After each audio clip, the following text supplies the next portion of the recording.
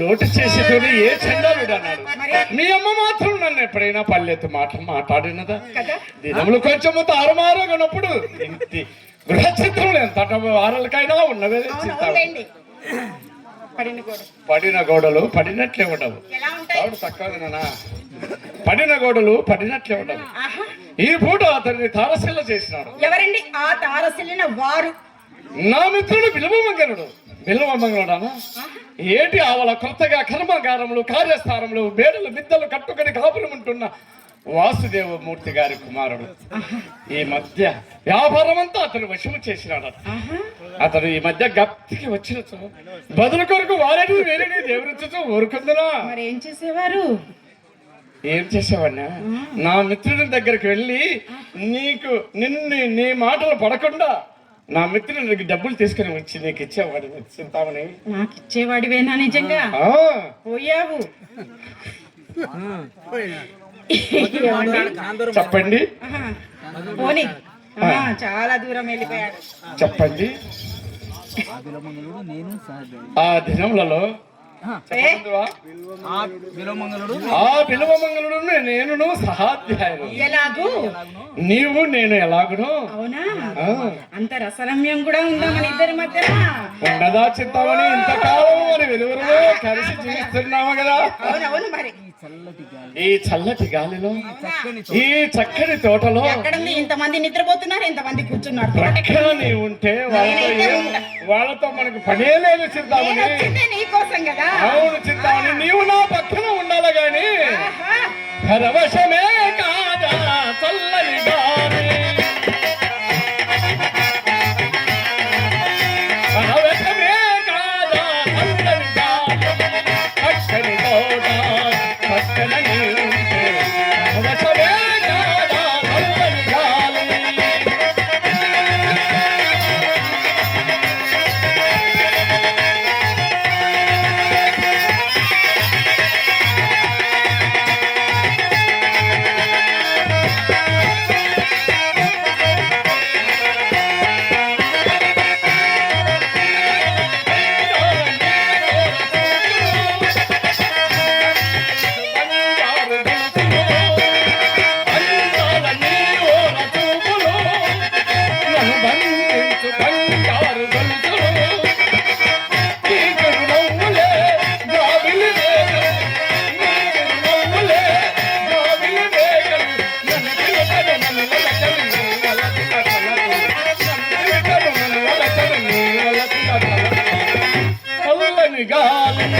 పక్కని తోట పక్కనని పరవశమే కాదా చల్లని గాలి.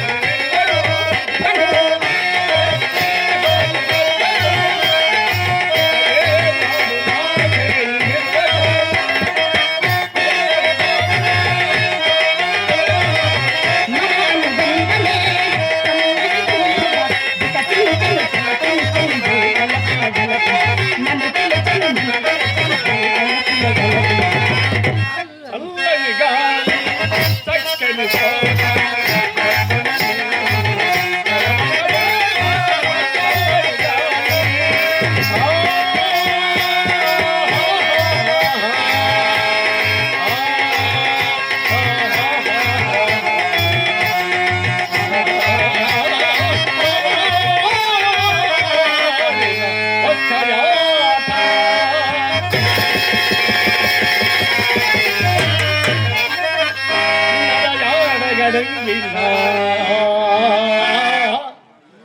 ఒక్క బాట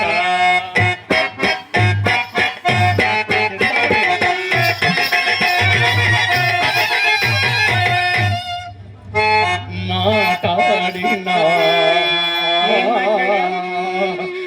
మాట్లాడా? ఏం మాట్లాడినా మాట్లాడా? ఒక్క ఒక్క మాటేనా?